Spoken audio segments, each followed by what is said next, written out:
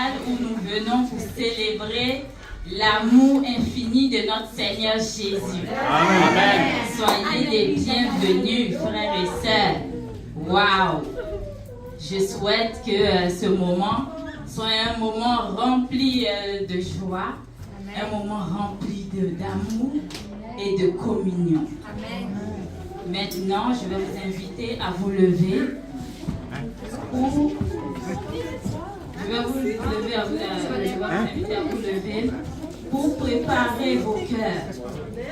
Préparons nos cœurs à la présence du Seigneur. Préparons nos cœurs à ressentir l'amour infini de notre Seigneur. Ô Père éternel, mon Dieu, nous te rendons grâce, nous bénissons ton nom pour cette journée merveilleuse, ô Seigneur. Merci pour ton esprit. Merci pour ce moment, ô Dieu. Prends le contrôle, Seigneur Jésus. Que ton amour nous inonde, ô Seigneur Jésus. Ô Père éternel, merci. Merci de nous permettre de pouvoir ressentir ton amour. Merci Seigneur Jésus. Nous savons que tu es présent quand tu as dit dans ta parole que là où 2 ou 3 personnes sont rassemblées en ton nom, tu es là. Merci Seigneur pour ta présence. Saint-Esprit, ô Jésus, merci pour ta présence. Merci de nous inonder maintenant. Merci de permettre à ce que nous soyons disposés. Père, aide-nous à disposer nos cœurs, à être vraiment présents, Seigneur Jésus. Merci pour ton amour. Béni sois-tu et c'est en ton nom que j'ai prié. Amen. On va souhaiter la bienvenue à notre frère, à notre soeur, juste à côté, et nous lui disons que ça vaut la peine d'obéir au Seigneur. Amen.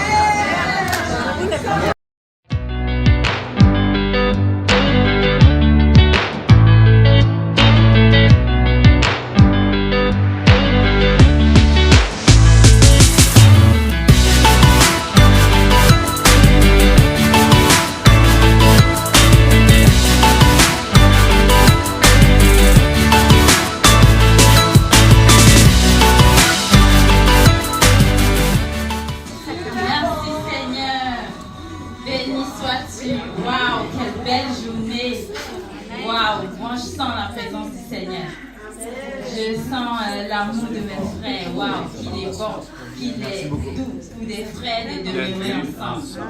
Et c'est en ce moment que le Seigneur déverse sa bénédiction en abondance. Amen. Merci Seigneur, waouh. Est-ce que vous avez eu une bonne semaine?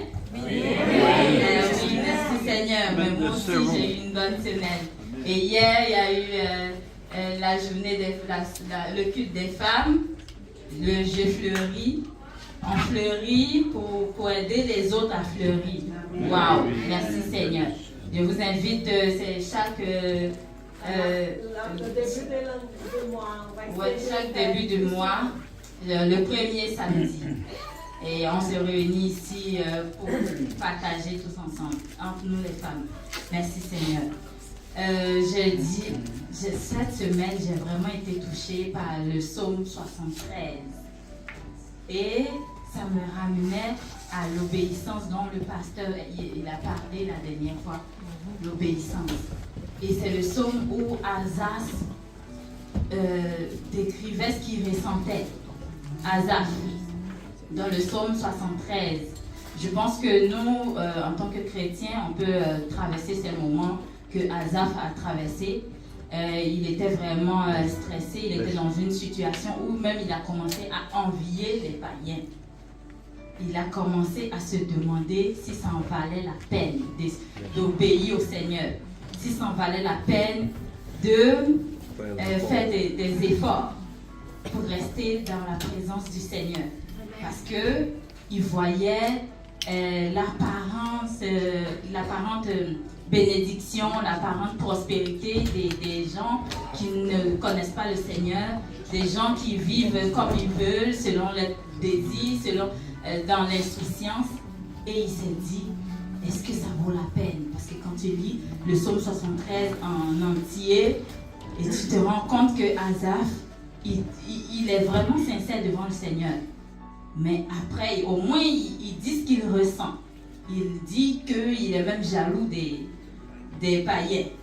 Il se sent vraiment, parce qu'il s'est dit qu'eux, ils vivent comme ils veulent, mais ils sont bénis, tout ça. Donc, quand je lisais ça, je me suis rappelé de ce que le pasteur il a dit vendredi pour parler de la justice de Dieu, ou l'amour de Dieu qui est inconditionnel, mais sa justice est aussi inconditionnelle.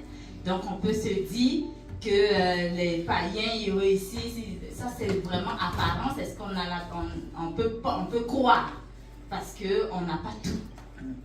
Et finalement, Asaph, il revient en disant à qui irai-je?